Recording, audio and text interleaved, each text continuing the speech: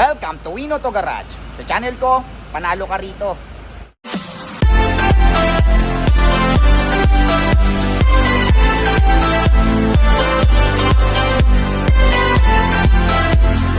Alright, magandang araw na naman sa inyong lahat mga katropas. Ako na naman, Erwin Peralta. You can call me Win for short. Ayan, magbablog na naman tayo. Pero sa mga kababayan nating nagmumotor, sa mga nasa daan, mag-ingat po tayo. Maulan pa rin, hindi pa rin nawawala ang bagyo. Okay, ayan. Ang maibablog natin for today sa mga naghahanap ng mga brand yung mga ibablog natin. May raffle won tayo, as in mga naka-plastic pa. Kayo nang mag-unwrap. Okay, ayan. Sa mga naghahanap ng brand new na 2025 Hyundai Santa Fe Calligraphy. Ayan, wala nang stock to kahit sa Hyundai. Sa mga naghahanap ng Toyota Fortuner Q, sa mga naghahanap ng Everest Wildtrak, sa mga naghahanap ng Pickup Hilux GRS na loaded. Ayan, panoorin nyo to. I'm sure may mapipili kayo rito. At syempre, kung meron kayong magustong sasakyan sa mga vlog natin for today, tawagan nyo lang ako sa number na 0921-899-4221 Smart, 0927-344-0836 Globe. And then palike na rin ang page natin, ayan, Win Auto Garage.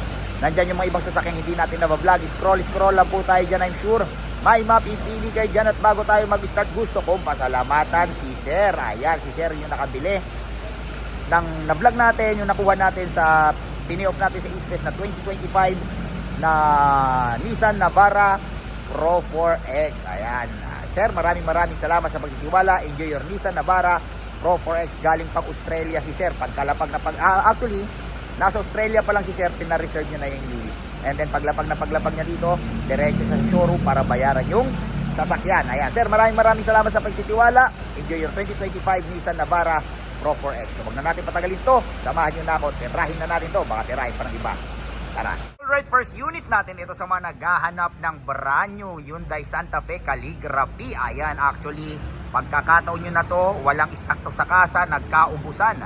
Raffle won to. Okay, napanalunan sa raffle. I-startan kagad natin to. Ito ay brand new 2025 Hyundai Santa Fe Calligraphy all-wheel drive, automatic transmission, gas, 500 km only. Ayan, from kasa papunta sa dito sa atin. Okay, at ang presyo niya ay 2,098,000 pesos. Ayan, nabubulol-bulol tayo. Brand new price nito is 3.1.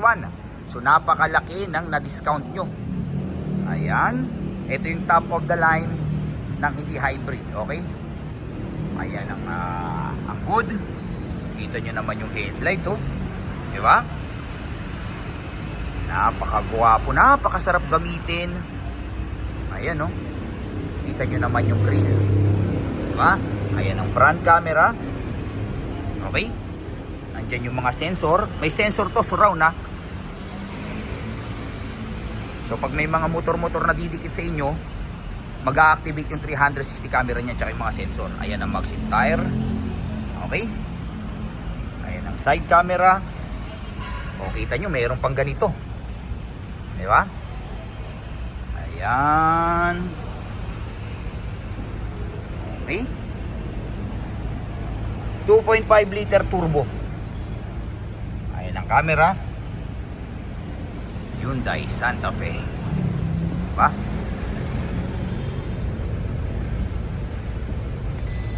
Siyempre, power tailgate. Since top of the line, power tailgate. Ayan, oh. Kita nyo yan. Naka-plastic pa. O, may mga papel pa dito. Natin. Diba? Talagang kayo na ang mag-a-unwrap. Diba? Ang dami naghahanap na ito. Paunahan na lang kayo rito. Sa kasa meron na lang yung mga GLS. Pero itong Calligraphy, ito kasi pinakamabenta itong Calligraphy. Kita nyo naman yung ano nyo, H. Diba? Ayan. Check nyo mabuti. Ayan. Meron kayong 21 inches alloy wheel. So napakalaki ng ano nyo, ng mags nyo. 1, 2, 3, wop ya. Siyempre keyless entry. O, kita nyo yan. Diba? Sabi ko sa inyo, puro naka-plastic pa. Naka-plastic lahat. Ganda. Okay, tapos napaka-high-tech pa nito. So ito ay tawag dito 7-seater, naka leather seat. O meron kayong ang tawag dito, naka power seat siya. Tapos itong harap nyo tsaka doon, yung sa driver ay sa passenger side, meron pa kayong ano nito, tawag dito. Yung tawag dito. Ayan. Tapos ito, para relax yung ano nyo, reclining chair. So ngayon lang ako nakakita ng SUV na yung kahit yung front side ay front seat niya na may reclining chair. Ito, para relax na relax yung tuhod nyo. Diba? Ayan. Meron din kayong dalawang setting adjustment. Pag sinet nyo siya, so pag-upo nyo, yung komportable kayo sa upo nyo, yung saktong-sakto. Diba? Ayan. Okay, so ito ay 7-seater, naka leather seat, automatic transmission, lagayan ng kapiparya, meron kayong dalawang ang tawag dito, dalawang wireless charger, meron kayong napakalaking 12.3 inches na touchscreen, okay, with Apple CarPlay, Android Auto, with 360 camera, with blind spot monitoring, lane keeping assist, adaptive cruise control, tsaka napaka-advanced na itong sasakyan na to. Napaka-safe to kasi pag may, kunwari, babangga kayo, siya na mismo yung mag-brake, pati sa likod, pag meron siyang na-sense na tao or any object, siya na rin yung mag-brake. Diba? Ganda, no? Yan yung backseat. Naka-plastic lahat talaga ng upuan. Okay, meron pa kayong dito. O kung gusto nyo, pag medyo mainit, gusto nyo ng privacy din, merong cover dito. Okay? Ganon din sa kabilang side. Okay? Ngayon, kung dito nasisikipan kayo at natutulog yung nasa harap, eto, pwede nyo pindutin to. Okay? Na-adjust siya. Ayan, o. Okay? Ayan. Galing, no? Kita nyo, kahit yung mga ganito nyo, naka-plastic po. And then, syempre, yung nagpa-elegante, meron tayong sunroof at moonroof. Okay? Ito yung para sa likod. Tapos, ito yung para sa harap. Okay? Ayan. Itong mga to, puro naka-plastic pa rin ha. Lahat naka-plastic. Ito, naka-plastic, naka-plastic. So, kayo nang mag-a-unwrap. O, may libre na kayong tubig. Diba? Ganda. Mali pa tayo sa kabila. Alright, next unit natin ito sa mga naghahanap ng Toyota Fortuner Q. Ito, parang brand new din to. Okay, nabili ni sir. Pagkabili niya, nagbago yung isip niya. Nagpalit siya ng FJ, kaya hindi niya na nagamit to. Okay, startan kagad natin to. Ito ay 2026 Toyota Fortuner Q 4x2, 2.8 liter, automatic transmission, diesel, 299 km. Ayan, wala pang 500. At ang presyo niya ay 2,040,000 pesos. Ayan, sipatin natin mabuti. Ayan, parang brand new din to. Okay, syempre naka 360 camera. Ayan ang headlight, fog lamp. Kararating lang nito ha. Okay. Ayan ang mag tire, napakakapal pa. Ayan ang side camera. Ayan. Ayan ang likuran. Okay.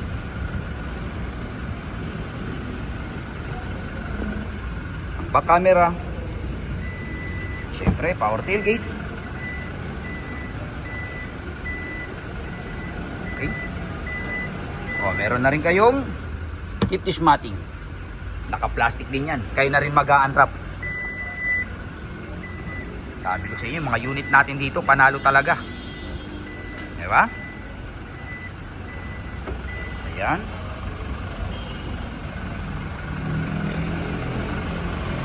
Okay. Ganda rin ng gray, no? Check natin ang loob.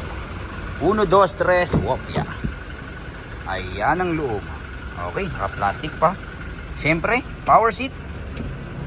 Okay. So ito ay 7-seater, naka-leather seat, automatic transmission, lagayan ng kapebarya, naka-eco mode, normal, sports mode. Meron kayong touchscreen head unit with Apple CarPlay, Android Auto. Ayan, siyempre, push start engine. Naka-paddle shifter. Ito yung tinakbo, 299 only. Ayan o. Okay. Ayan. Hindi pa tayo sa kabila. Okay, nakalimutan kong banggitin, wireless charger nga pala to. Okay, tapos sample natin yung 360 camera syempre. Ayan, naka 360 camera. Okay.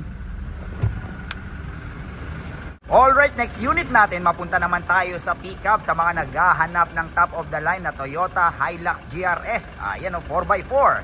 I-startan kagad natin, ito ay 2025 Toyota Hilux GRS 4x4, top of the line, automatic transmission, diesel, 9K mileage, at ang presyo niya ay 2,220,000 pesos. Ayan, loaded yan, worth of 300,000.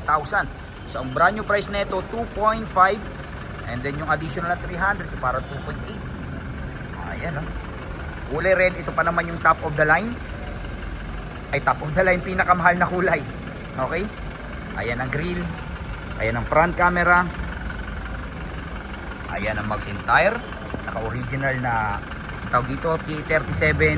And then, Toyo tires. Okay? Okay, since na nagpalit ng mags and tire, kung mapapansin nyo, mas lalo siyang tumaas. Okay? So mas lalo siyang naging macho. Diba? Ayan. Okay, pati yung stepper nyo naging bakal na. So mas maging malinis siya tignan, mas pumogi. Okay? Ayan. Okay, meron kayong trifold cover. Ayan. Wapo, no?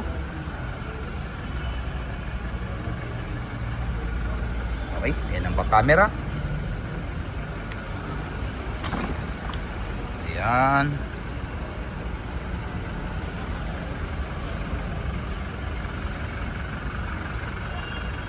Okay.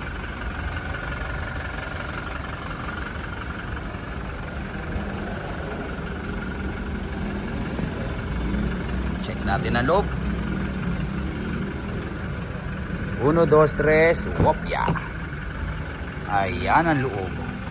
O, diba? Parang brand new. Siyempre, naka-power seat. So, ito ay 5-seater. Naka-leather seat, tapos naka-suede. Op. Painatan natin yung volume. Baka ma-copyright tayo. Hindi tayo bayaran ni YouTube. Okay, automatic transmission. Lagay ng kapibarya. Naka-eco mode, power mode. Meron kayong touchscreen, Apple CarPlay, Android Auto. Wita ng 4x4. Push start engine. Okay. Naka paddle shifter. Yan, with blind spot monitoring, with cruise control. Yan. GR. Angas, no? Iba talaga pag GRS eh. Ayan. Okay? Balik pa tayo sa kabila. Alright, next unit natin ito sa mga naghahanap ng Ford Everest Wildtrak na limited. Ayan, i-startan kagad natin to. Ito ay 2024 Ford Everest Wildtrak Limited, automatic transmission, diesel, 54K mileage. Ang presyo niya ay 1,699,000 pesos. Ayan, sipatin nyo mabuti. Loaded to ha. Kulay puti.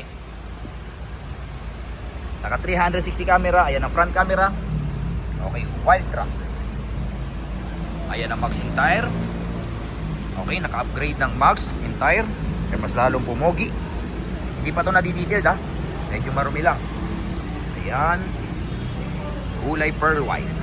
Mas lalo siyang pumogi nung nagpalit ng mags, no? Mas lalo siyang lumapad. Okay. Ayan. Ayan ang likuran. Yan yung mga sensor. Ang back camera. Okay. Power tailgate. Ayan. Okay. Napakaluwag niyang pagtinupi natin. Siyempre, Pindot-pindot na lang.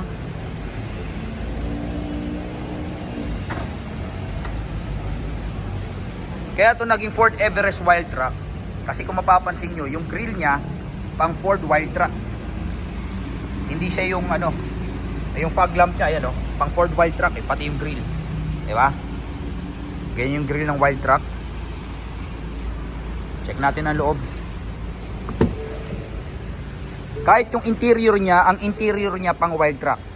Yung stitch na ganito, yung kulay dilaw, pang Wild Track, kahit yung sa upuan.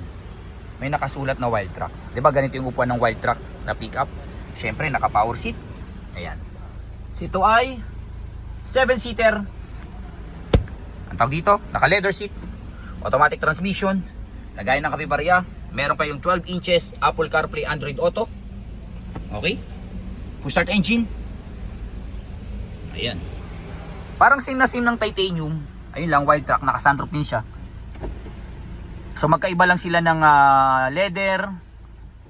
Okay. Pero in terms of ang tawag dito, features, same na same. Nagkaiba lang ng grill and then yung leather seat. Diba? Pang Wild Track siya. Ayan. Alright, so dyan nagtatapos ang vlog natin for today. I hope may mga nagustuhan kayo sasakyan sa mga vlog natin. Hanggang sa susunod na pag-vlog natin na Diyos amigos. Bye-bye.